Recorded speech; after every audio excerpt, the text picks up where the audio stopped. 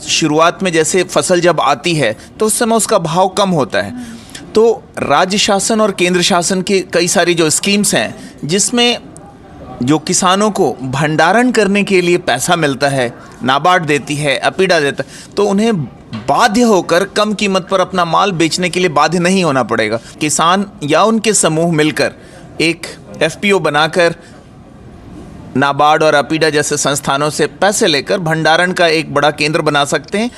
जो अभी बेरोजगार युवा हैं वो अपने आसपास के क्षेत्र में तलाशें कि कौन सा कृषि आधारित प्रोडक्ट है जिसे हम पैक करके कैसे ऊंची कीमत पे हम भारत में बेच सकते हैं, विदेशों में कैसे हम निर्यात कर सकते हैं।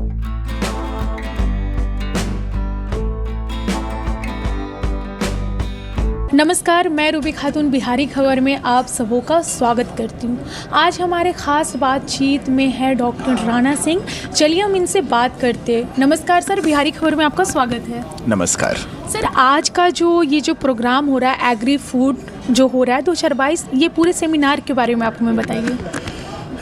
यह सेमिनार HDFC बैंक और PhD chamber of commerce and industry नई दिल्ली के बिहार चैप्टर द्वारा आयोजित किया गया है।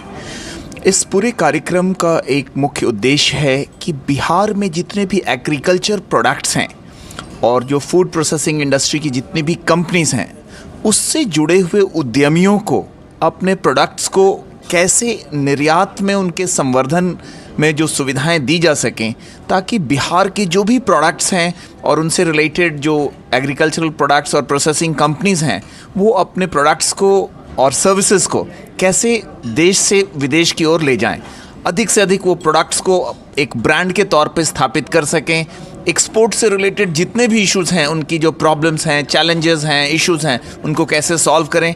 और इस कार्यक्रम में नाबार्ड और एपीडा जैसे नामी बैंक्स और एक्सपोर्ट से रिलेटेड कंपनीज़ के जो उच्च पदस्थ अधिकारी थे वो यहाँ पर उसमें उन्होंने अपनी प्रतिभागिता सुनिश्चित की। और जितने भी उद्यमी आए हुए थे जो एग्रीकल्चर सेक्टर से जुड़े हुए हैं उन्हें विभिन्न पहलुओं पर विस्तार से जानकारी प्रदान की। उन्हें यह बताया कि वो अपने एक्सपोर्ट्स को कैसे बढ़ा सकते हैं, वित्तीय सहायता कैसे ले सकते हैं, राज्य शासन द्वारा माननीय मुख्यमंत्री द्वारा जो उद्यमियों को जो है स्टार्टअप योजना में कैसे उन्हें फंड्स मिल रही हैं, एग्रीकल्चर डिपार्टमेंट द्वारा कौन से फंड्स मिल रहे हैं, एपीडा कौन कौन से फंड्स दे रहा है, नाबार्ड कौन कौन से फंड्स दे रहा है, तो वे उन फंड्स का इस्तेमाल कर कैसे बिहार राज्य में उद्यमिता को एक नई ऊंचाई पर ले जाएं और जिससे रोजगार की नई नई संभावनाएं पैदा हों। धन्यवाद। तो ये किसानों को किस तरीके से लाभ पहुंचाती है? किसानों को यह इस तरह से लाभ पहुंचाती है, वो एक एफपीओ बनाकर, छोटी सी संस्थान बनाकर, पहले कई बार ऐसा होता है कि शुरुआत में जैसे फसल जब आती है तो उस समय उसका भाव कम होता है। तो राज्य शासन और केंद्र शासन की कई सारी जो स्कीम्स हैं जिसमें जो किसानों को भंडारण करने के लिए पैसा मिलता है, नाबार्ड देती है, अपीडा देता है, तो उन्हें बाध्य होकर कम कीमत पर अपना माल बेचने के लिए बाध्य नहीं होना पड़ेगा।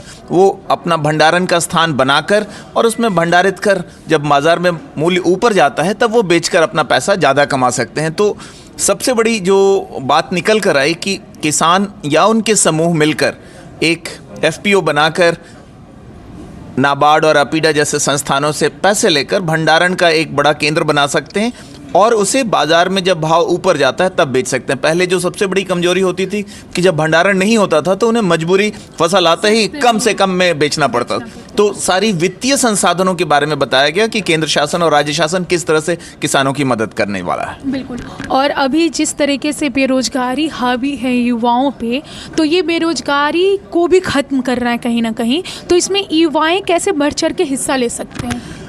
युवाओं को बताया गया इस कार्यक्रम में कि वे कैसे जमीन पर जाकर देखें कि किसानों की क्या समस्या है, वो कैसे उनसे फसल को लेकर सीधे फसल को ना बेचें, उस पर आधारित उद्योग लगाकर। अब जैसे अगर हम आलू बेचते हैं 10 रुपये, 20 रुपये, 25 रुपये किलो बेचते हैं, लेकिन अगर हम उसे आलू को लेकर चिप्स बनाकर पैक करके बेचते हैं तो 200-300 रुपये किलो बेचते हैं। तो हम जो एग्रीकल्चरल प्रोडक्ट्स हैं उसके आधार पर इंडस्ट्री लगाकर उन्हें पैक करके प्रोसेस करके अगर हम बेचें तो कैसे 10 गुना से 20 गुना ज़्यादा कीमत पर बेच सकते हैं। तो बिहार में संसाधन की कमी नहीं है, एग्रीकल्चरल हमारे पास फर्टाइल लैंड है, एग्रीकल्चरल प्रोडक्ट्स अच्छे हैं। मखाना जैसी चीज़ आज हम विदेशों में एक्सपोर्ट कर रहे हैं, पहले 40 रुपये किलो बिकता था, अब किसान उसे 400 रुपये तक बेच के, तो लगभग मूल्य में वृद्धि लगभग 10 गुना हो गई। तो वक्त है पहचानने का कि कौन सा एग्रीकल्चरल प्रोडक्ट है, हम उसे कैसे प्रोसेस करके कैसे उसको भारत के विभिन्न स्थानों पर ले जाएं, कैसे उसे हम एक्सपोर्ट करें। तो जो अभी बेरोजगार युवा हैं वो अपने आसपास के क्षेत्र में तलाशें कि कौन सा कृषि आधारित प्रोडक्ट है जिसे हम पैक करके कैसे ऊंची कीमत पे हम भारत में बेच सकते हैं, विदेशों में कैसे हम निर्यात कर सकते हैं। बिल्कुल, मतलब कि जो 10 रुपये की चीज़ है उसे आप कैसे 400 रुपये करके बेचेंगे, वो भी ये लोग टेक्निकली सपोर्ट करते हैं, बताते हैं इस चीज़ को। सर, आपसे जानना चाहूँगी कि यहाँ पे जितने लोग आए हैं, इस आयोजन में जितने लोग शामिल हुए, कहाँ कहाँ से लोग आए हैं? इस कार्यक्रम में पहले तो एपीडा के जो हमारे एजीएम हैं वो आए हैं, बनारस से चल कर आए हैं। हमारे नाबार्ड के जो एजीएम हैं वो आए हैं, और हमारे सत्यजीत सिंह हैं जो पीएचडी चैम्बर ऑफ कॉमर्स के चेयरमैन हैं बिहार के, और जो सेक्रेटरी आए हैं पुनीत चौधरी जी, वो दिल्ली से आए हैं, पीएचडी चैम्बर ऑफ कॉमर्स के इंडस्ट्री हैं। और पूरे बिहार के विभिन्न जो उद्यमी हैं वो आए हैं जो एग्रीकल्चर सेक्टर में काम करते हैं। ब्रजेश जी हैं जो लगभग 50 करोड़ का हनी सप्लाई कर रहे हैं डाबर जैसी कंपनी को, और विदेशों को भी एक्सपोर्ट कर रहे हैं हाजीपुर में रह के।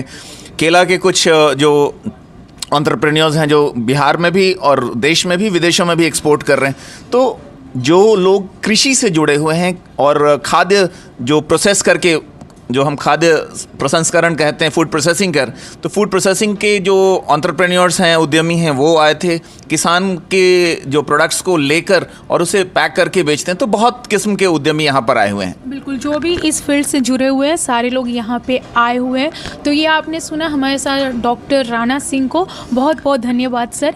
ऐसी खबरों के लिए बने रहिए बिहारी खबर में, तब तक के लिए नमस्कार।